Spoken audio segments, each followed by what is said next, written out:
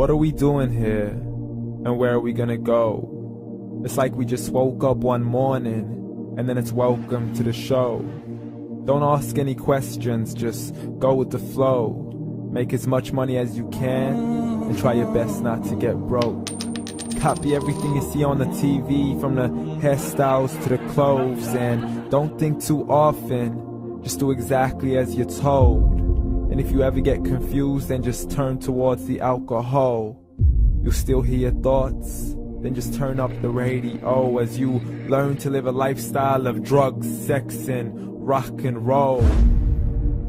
But in all honesty, I just need to know, is there more to the cycle than growing and getting old? Living and dying just to leave behind a happy home and a whole lot of property that somebody else is going to own.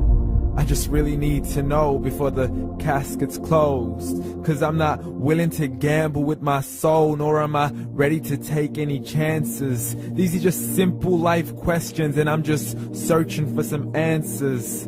Like, what are we doing here? And what is our purpose? How did we get here, and who made us so perfect? And what happens once we go, or is this world all really worth it? Questions we don't answer because apparently we don't really have to. There's no purpose to this life and our existence is merely natural. Then in that case, please let me ask you, did you create yourself, or was it somebody else who had fashioned you? 'Cause you're a being that's impeccable, faultless and unparalleled. You're a product of supreme intelligence, and I'm merely being rational. For there isn't a camera on this earth that can come close to the human eye, nor a computer that can compete alongside the human mind. And if the whole world was to come together, we wouldn't be able to create a single fly. So many signs, yet we still deny. As science tries to justify that all this could come from none, when it's a simple sum. 0 plus 0 plus 0 cannot possibly ever give you 1. So from where did all this order come? For everything has its origins, a maker, a creator of its own. I mean, the only reason you're watching this video is because somebody had to press upload. So we can believe in the Big Bang, but I'd rather believe in He who caused it to explode. Allah, the creator of everything, along with every single soul. The ever-living, the master, the only one who is in control. Unlike his creation, beyond our imagination. And no, he's not a man, nor does he have any partners in association. He's on his own. And no, he did not ever leave us alone. Just like every manufacturer, he left us with an instruction manual. The Quran and Islam, and I'm sorry to jump to conclusions, but it's the only one possible. The only definition of God is the one and only supreme being. It's logical, a book with 0 contradictions, with miracles that are both scientific and historical, all revealed over 1400 years ago.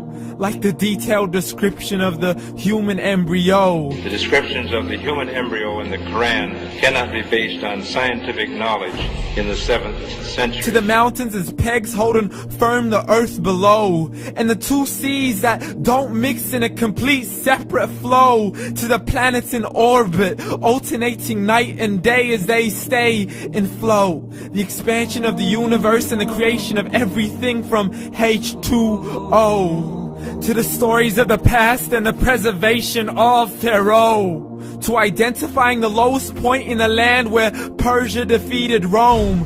The gushing fluid that created man in the glands between the ribs and the backbone. And not a word has changed, it's still the same. So please explain how all this was known over 1400 years ago. To a man who couldn't read or write, as he would recite whatever the angels spoke. And if you still don't believe, please try to come up with something that's even close. But you can't, so we took God as a mockery and his messengers as a joke. Muhammad could not read or write. How's somebody who can't read or write gonna start a religion? Dismissed his scriptures as legends and tales of the ancient folk, as we live life according to our whims, desires, and hopes. saying this life is the only home we will ever know. We will live then die, then simply turn to bones. YOLO! Correction, after the grass dies, the rain arrives and it regrows, and Allah promises to do the same thing to your very soul and bring you back from your very fingertips to your toes, as the all-seeing supreme being watches us so close, and we are surely being tested in our wealth, our health, and our self, and everything that we've been blessed with. So believe, for we will surely be resurrected and be brought back to our Lord and account for every single deed, as He hands us our books and orders us to read. From the bad to the good and everything in between. You yourself are sufficient for your own accountability, so don't be mad at me. You are the one who thought He wouldn't come back to me. I gave you a whole life long to search after me, but you were busy in all that which was temporary. So read, and glad tidings to all those who believed. And if you disbelieve, read. And don't let that day be the first day you find out what your life really means. Read.